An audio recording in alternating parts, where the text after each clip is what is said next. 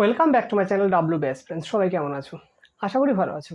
আজকে আমার বিষয় পারু টার্গেট মাধ্যমিক 2023 থেকে ম্যাথামেটিক্সের মডেল কোশ্চেন সেট নাম্বার 5। সবাই দেখে থাকো ডাব্লিউ বেস্ট ফ্রেন্ডস। একটা দিয়েছে যে একটি অংশীদারি কারবারে এ ও বি এর মূলধন অনুপাত A/B এবং তাদের লাভের অনুপাত কত C/2 হলে তাদের মূলধন যে সময়ের জন্য নিয়োজিত হয়েছিল তা অনুপাত করো। তাহলে প্রথমে আমরা লিখে নেব যে এ ও বি এর মূলধন অনুপাত A/B এবং এ ও বি এর লাভের অনুপাতকে C/D। দেখো, আমরা যদি লাভের অনুপাতকে মূলধন অনুপাত দিয়ে ভাগ করি তাহলে কি যে সময়ের অনুপাত পেয়ে যাব।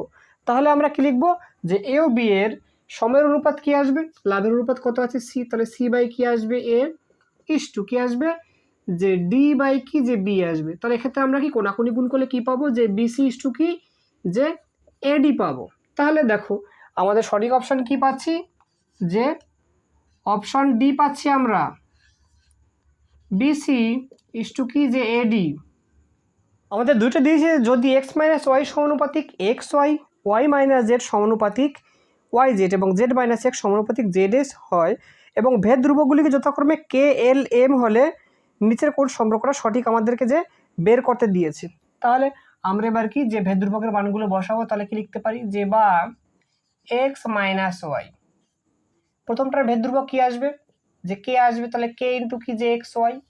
তাহলে কি লিখতে পারি যে বা k ইকুয়াল টু আমরা কি পাচ্ছি যে x - y বাই কত পাচ্ছি যে xy পাচ্ছি।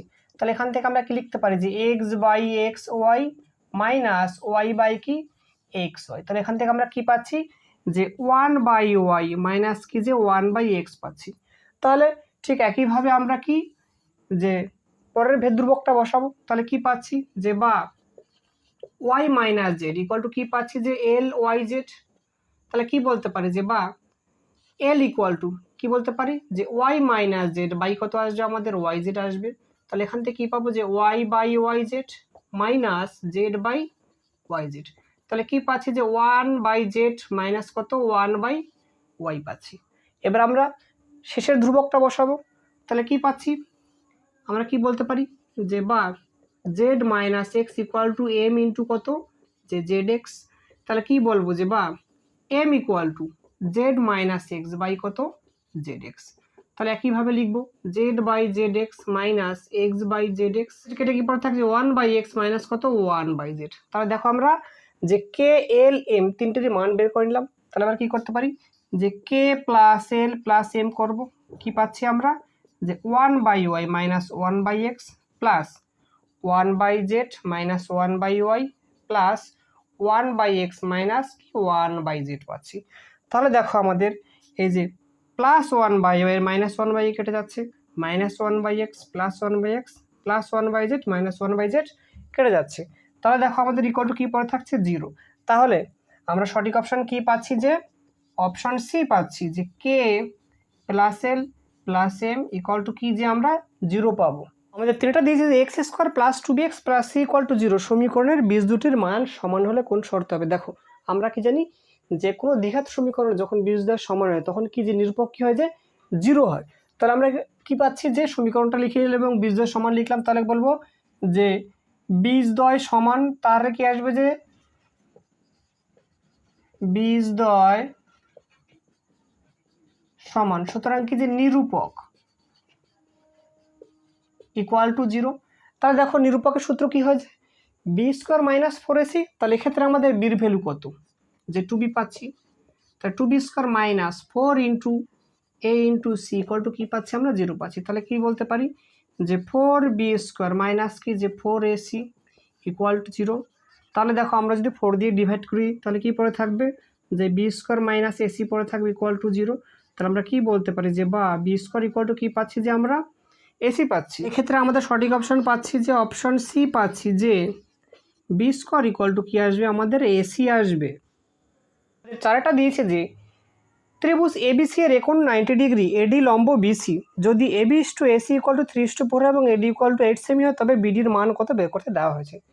দেখো আমরা কি জানি যে কোনো সমকোণী ত্রিভুজের যদি সমকোণিক বিন্দু থেকে অতিভুজের উপর লম্ব অঙ্কন করা হয় তাহলে যে নতুন দুটো ত্রিভুজ তৈরি হবে তারা কি যে প্রত্যেকে পরস্পর সদৃশ এবং তারা কি যে মূল ত্রিভুজের সঙ্গে সদৃশ। তাহলে আমরা এখান থেকে কি বলতে পারি যে ত্রিভুজ এ বিসি সদৃশ কি বলতে পারি, যে ত্রিভুজ এডিবি। তাহলে দেখো যখন দুটো ত্রিভুজ সদৃশ তখন কি হয়, তাদের অনুরূপ বাহুগুলি কি যে সমানুপাতি হয়। তাহলে এক্ষেত্রে আমরা কি বলতে পারি, যে AB by AC equal to কি আসবে আমাদের, যে বিডি বাই এডি আসবে। তাহলে আমরা যেহেতু পেয়েছি এবি ইস টু এসি পেয়েছি 3/4, তাহলে এবি বাই এসি কত পাবো, যে 3/4 ইকুয়াল টু বিডির মান জানি না, আর আমাদের এডির মান কত দিয়েছে, 8 দিয়েছে। তাহলে কোনাকুনি গুণ করলে আমরা কি পাচ্ছি, যে 4BD ইকুয়াল টু কত, 24 পাচ্ছি। তাহলে বা বিডি ইকুয়াল টু কি পাবো, যে 24/4 কত পাচ্ছি, যে 6 সেমি পাচ্ছি। তাহলে আমাদের সঠিক অপশন কি পাচ্ছি, যে অপশন বি 6 সেমি। এটা দিচ্ছে অকেন্দ্রীয় বৃত্তের ব্যাসার্ধ 6 সেন্টিমিটার, ও থেকে 10 সেন্টিমিটার দূরে পি একটি বিন্দু, পি থেকে বৃত্তের দুটি স্পর্শকের দৈর্ঘ্য পি এবং পিবি, এপিবি ও চতুর্ভুজের ক্ষেত্রফল আমাদের নির্ণয় করতে দেওয়া হয়েছে। দেখো তাহলে একটা আমরা অকেন্দ্রীয় বৃত্ত অঙ্কন করলাম, যে বৃত্তের ব্যাসার্ধ কত পাচ্ছি আমরা 6 সেন্টিমিটার, এবং বৃত্তের কেন্দ্র থেকে 10 সেন্টিমিটার দূরে একটা কি বিন্দু আছে, পি বিন্দু আছে, এবং পি বিন্দু থেকে দুটি স্পর্শক, একটা হচ্ছে এপি, একটা হচ্ছে কি আমাদের যে পিবি। তাহলে এই যে পি এবং পিবিকে এই দুটো কি স্পর্শক সমান হবে। তাহলে দেখো আমরা কি বলতে পারি, যে ত্রিভুজ ও পিবি এর অতিভুজ কি পাচ্ছি আমরা, ওপি পাচ্ছি। তাহলে কি বলতে পারি, যে ওপি স্কোয়ার ইকুয়াল টু কি আসবে আমাদের, যে ওবি স্কোয়ার প্লাস কি, যে বিপি স্কোয়ার। তাহলে এখান থেকে আমরা কি পাচ্ছি, যে 10 স্কোয়ার ইকুয়াল টু ওবির মান কত, 6 স্কোয়ার প্লাস কি, যে বিপি স্কোয়ার পেয়েছি। তাহলে আমরা কি বলতে পারি, যে বা বিপি স্কোয়ার ইকুয়াল টু কত, 100 - 36। তাহলে কি বলতে পারি, যে বা বিপি ইকুয়াল টু কত, √, কত পাবো 64, বাইরে কত আসবে 8 আসবে। তাহলে দেখো যে আমরা যে দুটো স্পর্শক অর্থাৎ কি, যে P A equal to PB equal to কত পাচ্ছি, যে 8 সেমি পাচ্ছি আমরা। তাহলে আমরা কি বলতে পারি, যে ত্রিভুজ ও পিবি এর ক্ষেত্রফল, দেখো এই যে ত্রিভুজ ও পিবি এটা একটা কি সমকোণী ত্রিভুজ, আর সমকোণী ত্রিভুজের ক্ষেত্রফল কি জানি, যে হাফ ইন্টু ভূমি ইন্টু কি আসে, উচ্চতা। তাহলে কি লিখতে পারি, যে হাফ ইন্টু কত, 6 ইন্টু কত 8। তাহলে কেটে দিলে কত পাচ্ছি আমরা, যে 24 পাচ্ছি এত বর্গ সেমি। তাহলে আমরা কি বলতে পারি, যে সুতরাং চতুর্ভুজ এপি বিও এর ক্ষেত্রফল। একটা জিনিস খেয়াল করো, আমরা কি জানি, যে বৃত্তের বহিস্থ কোনো বিন্দু থেকে যদি দুটি স্পর্শক অঙ্কন করা যায়, স্পর্শক দুটি দৈর্ঘ্য সমান হবে। তাহলে এটা সমান, এটা সমান, এবং এটাই সাধারণ। তার মানে কি এই দুটো কি, যে সর্বসম পাবো। তার মানে যখন আমরা চতুর্ভুজ এপিবি এর ক্ষেত্রফল বের করব, তাহলে কি বলতে পারি, যে 2 গুণ কি, যে ত্রিভুজ কি পাচ্ছি, যে ওপিবি। তাহলে কি বলতে পারি, 2 × 24, তাহলে কত আসবে আমাদের, যে 48 বর্গ সেমি। তাহলে আমরা সঠিক অপশন কি পাচ্ছি, যে অপশন বি পাচ্ছি 48 বর্গ সেমি। আমাদের 6টা দিয়েছে, যে একটি শঙ্কুর পার্শ্বতলের ক্ষেত্রফল ভূমিতলের ক্ষেত্রফলের দ্বিগুণ হলে শঙ্কুটির উচ্চতা ও ব্যাসের অনুপাত কত বের করতে দেওয়া হয়েছে। তাহলে কি প্রথমে আমরা লিখে নেব, যে শঙ্কুর ব্যাসার্ধ r একক, উচ্চতা h একক, এবং তির্যক উচ্চতা কি, যে l একক। এবং এই ব্যাসার্ধ উচ্চতা এবং যে তির্যক উচ্চতার একটা সম্পর্ক আমরা কি জানি, যে l ইকুয়াল টু কি হয়, যে √h² প্লাস কি, যে r² হয়। তাহলে আমরা এবার কি বলতে পারি, যে শঙ্কুর পার্শ্বতলের ক্ষেত্রফল,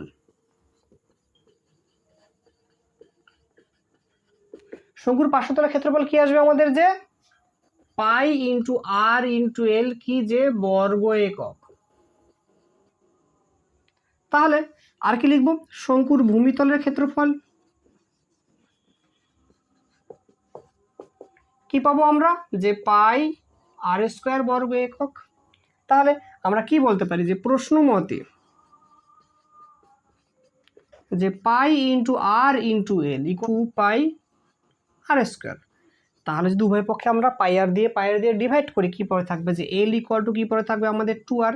তাহলে এল এর মান আমরা কিছুক্ষণ আগে কী পেয়েছি যে √h² plus r² equal to কি 2r। তাহলে এই যে রুটটা আমাদের তুলতে হবে, তাই রুটটা তুলতে গেলে কি আমরা উভয় পক্ষ বর্গ করব। তাহলে উভয় পক্ষ যদি বর্গ করি কী পাচ্ছি, দেখো রুটটা উঠে গেলে রুটের ভেতরে যা আছে তাই পরে থাকবে, আর এটা কি আসবে যে 2r তার হোল স্কোয়ার হয়ে যাবে। তাহলে আমরা সাইডে কি লিখে নেব যে উভয় পক্ষ বর্গ করে, উভয় পক্ষ বর্গ করে। তাহলে দেখো এবার আমরা কি করতে পারছি যে বা h² equal to h² plus r² equal to কি যে 4r²। তাহলে কি বলতে পারি যে বা h² ইকুয়াল টু কি আসবে 4r² মাইনাস r²। তাহলে কি বলতে পারি যে h² ইকুয়াল টু কি যে 3r²। তাহলে আমরা কি বলতে পারি যে h ইকুয়াল টু কি যে √3r²। তাহলে কি আসবে যে √3r আসবে। আমাদেরকে জানতে চেয়েছে যে শঙ্কুটির উচ্চতা ও ব্যাসের অনুপাত কত। তাহলে আমরা এবার সাইডে লিখব যে শঙ্কুর উচ্চতা ইস টু ব্যাস। শঙ্কুর উচ্চতা ইস টু ব্যাস। উচ্চতা কি পেয়েছি আমরা যে √3r পেয়েছি। তাহলে কি লিখব যে √3r ইস টু ব্যাস মানে কি আসবে 2r। তার দুদিক থেকে r চলে গেলে কি পরে থাকে √3 ইস টু কত যে 2 পরে থাকে। তাহলে দেখো আমাদের সঠিক অপশন কি পাচ্ছি যে আমরা অপশন ডি পাচ্ছি √3 ইস টু 2।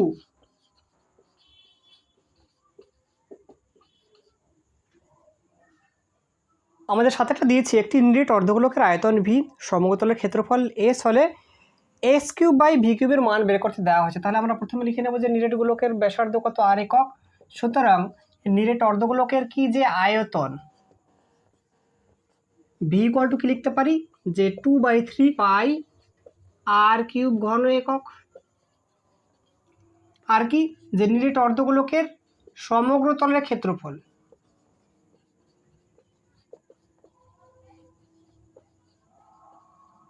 কি পাবো যেহেতু নিরেট অর্ধগোলক তাহলে কি আসবে 3πr² বর্গ একক আসবে আমাদের।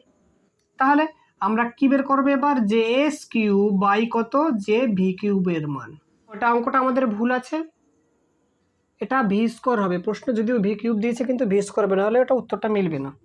তাহলে আমরা কি লিখতে পারি এখান থেকে পাচ্ছি যে 27π³ r⁶ বাই কত আসবে আমাদের যে 4/9 ইন্টু কত π² ইন্টু কত যে r⁶। তাহলে দেখো আমাদের কি কি কেটে যাচ্ছে। তাহলে π² কেটে যাচ্ছে, r⁶ কেটে যাচ্ছে। তাহলে কি পরে থাকছে যে 27 ইন্টু পাই বাই কত পাচ্ছি যে 4/9। তাহলে এটা উল্টে গেলে কি আসবে যে 27 ইন্টু কত পাচ্ছি যে আমরা তো 9 বাই কত পাচ্ছি 4 পাচ্ছি। তাহলে আমরা গুণ করলে কি পাবো যে 243π বাই কত পাচ্ছি 4 পাচ্ছি। তাহলে আমাদের সঠিক অপশন কি আসবে যে অপশন বি 243π বাই কত পাচ্ছি আমরা 4 পাচ্ছি। যদি ভিডিও ভালো লেগে থাকে তো অবশ্যই লাইক করবে, আর চ্যানেলটিকে যারা এখনো সাবস্ক্রাইব করেনি তাদেরকে অনুরোধ করবো এই ধরনের আরও ভিডিও পেতে সাবস্ক্রাইব করতে। সবাই ভালো থাকো, সুস্থ থাকো, দেখা হচ্ছে পরবর্তী ভিডিওতে।